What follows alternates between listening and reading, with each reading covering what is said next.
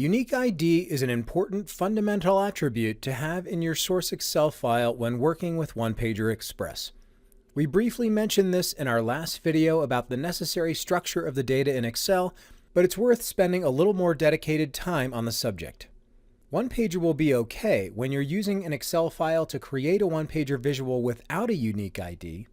However, if you were to attempt to use that same Excel file after it has incurred some change to update your OnePager chart, OnePager will likely lose the proper association between rows in your Excel and tasks and milestones in the OnePager chart.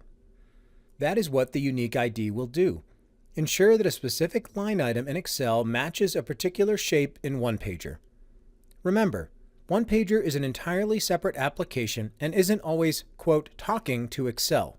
It is a purposeful action to pass data to OnePager when you either create a new chart or update a chart you already have.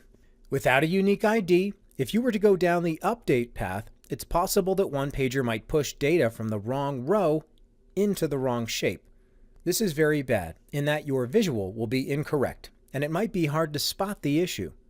The unique ID must also be consistent. For example, let's say you have a plan in Excel with unique IDs 1 through 10, and you need to add an additional 11th task. You cannot insert a row between unique ID 4 and 5 and then simply renumber your IDs again top to bottom. Your new row must be unique ID 11.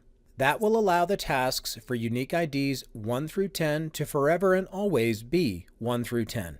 In short, always make sure to have a unique ID value that is truly unique in your Excel data, and it will help ensure that OnePager has an easy time updating as changes occur in your source file. Please visit our other videos at onepager.com/support. If you have any questions, you can email us at support@onepager.com and we'll be happy to assist you.